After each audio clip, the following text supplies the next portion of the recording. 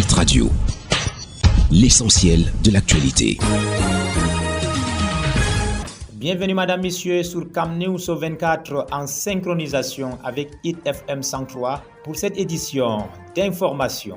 Police, Paul Biya intègre 47 anciens élèves commissaires. Après un long séjour à l'étranger, le président de la République est bel et bien de retour et a véritablement repris les affaires en main. Un retour plutôt remarquable qui s'est traduit par des séries de décrets portant organisation et réorganisation dans différents ministères et institutions de l'État. C'est le cas du décret signé le 23 octobre 2024 portant intégration de 47 anciens élèves commissaires issus du concours direct dans le cadre des commissaires de police. Pour rappel, au lendemain de son retour, le président de la République avait procédé à une importante série de nominations au ministère de la Défense. Ces décisions interviennent alors que son absence prolongée de la scène publique avait suscité de nombreuses spéculations. Enseignement supérieur, lutte contre la corruption, la Commission nationale anticorruption CONAC est sur le terrain. Le kick-off a été donné sur le campus de l'Université de Yaoundé à travers une campagne de sensibilisation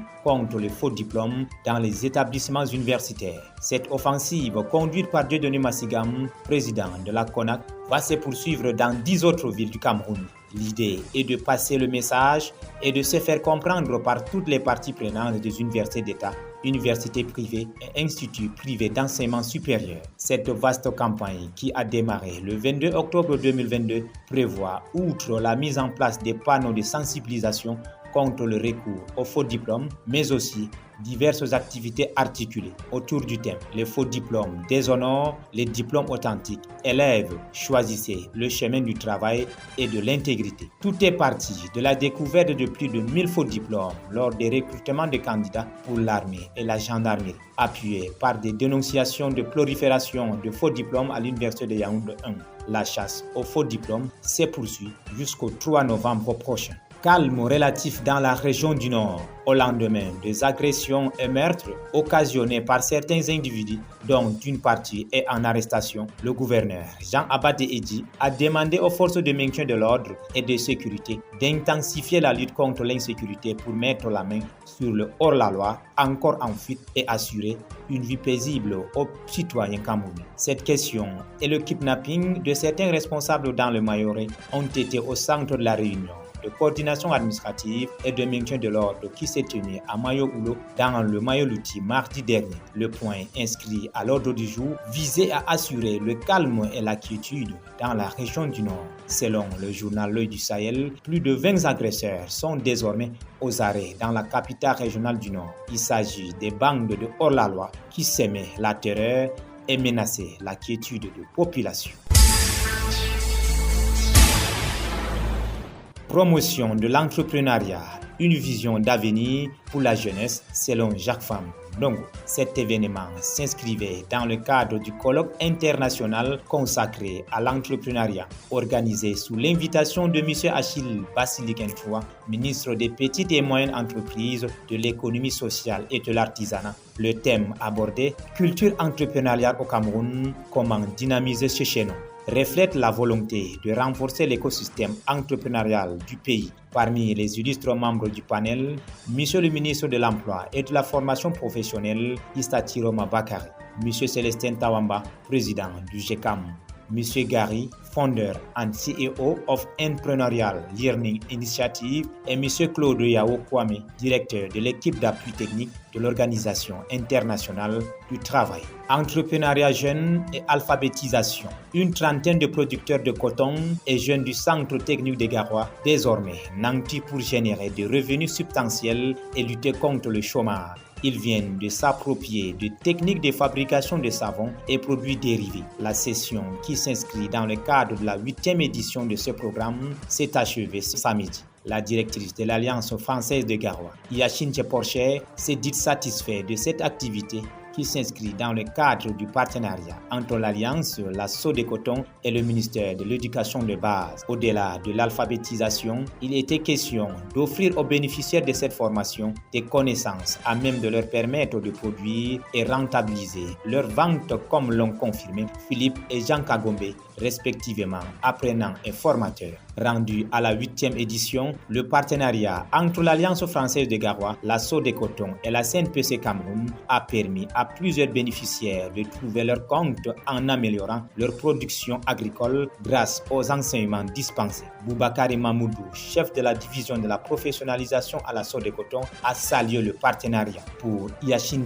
Porché, la directrice de l'Alliance française de Garoua, ce partenariat fructueux sera densifié dans les prochains jours afin de permettre aux acteurs du monde agropastoral de bénéficier davantage de cette action, véritable opportunité pour le développement socio-économique.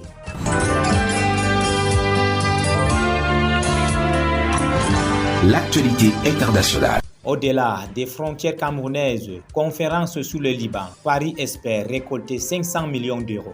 Le président français Emmanuel Macron assiste ce jeudi à une conférence sur le Liban avec l'objectif de mobiliser la communauté internationale et réunir quelques 500 millions d'euros pour venir en aide aux personnes déplacées par le conflit entre Israël et le Hezbollah. En présence notamment du Premier ministre libanais Najib Mikati, des ministres des Affaires étrangères libanais Abdallah Bouhabib, allemande Annalena Baerbock, canadienne Mélanie Joly et pour l'Union européenne Joseph Borrell. Cette conférence réunira plus de 70 participants et une quinzaine d'organisations internationales. Le secrétaire général des Nations Unies, Antonio Guterres, prononcera lui un discours à distance.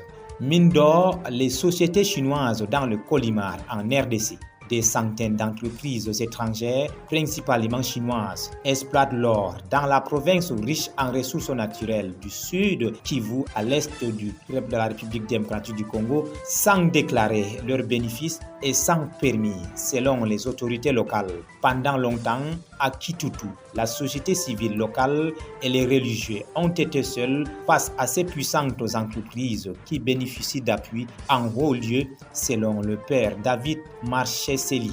Mais en juillet, le gouverneur de la province, Jean-Jacques Pourichi, a suspendu les activités d'extraction illégale le temps que ces entreprises se mettent en conformité avec la loi congolaise. Établissement d'un cahier des charges, réfection des infrastructures, renouvellement des permis parfois expirés depuis des décennies. Depuis lors, les représentants de ces entreprises habituellement discrets défilent dans le bureau du gouverneur.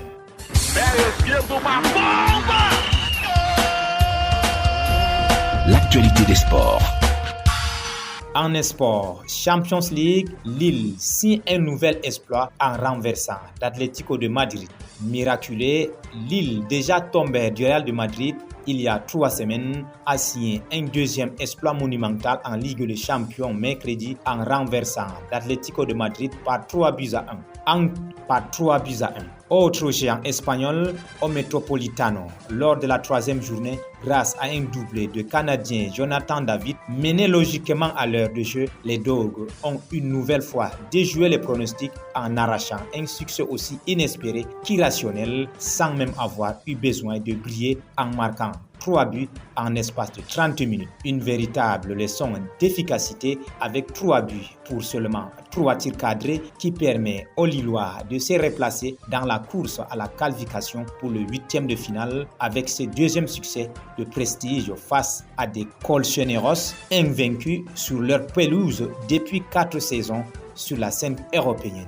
Toujours en Champions League, Rafinha corrige le Bayern 4-1 avec un triplé pour le Barça. Le capitaine du FC Barcelone, Rafinha, a signé un triplé pour corriger presque à lui seul le Bayern Munich mercredi soir à domicile et mettre fin à plusieurs affronts consécutifs ces dernières années en Ligue des Champions face aux Munichois. Grâce à cette victoire, le FC Barcelone de Hansi Flick et Robert Lewandowski, 2 anciens de la maison munichoise, signent sa 2e victoire de cette première phase. Avec 6 points, le Barça remonte à la 9e place du classement de la poule unique de la Champions League. Le coéquipier de Rafinha, surpris lors de la première journée à Monaco, montent en puissance et font le plein de confiance avant le Classico contre le Real de Madrid dans 3 jours à Santiago Bernabéu. De son côté, le Bayern, déjà battu à Aston Villa il y a 3 semaines par 1-0, n'est point qu'à la 23e place. Le 8 premier à l'issue de 8 journées s'est qualifié pour le 8e de finale. Les équipes classées de la 9e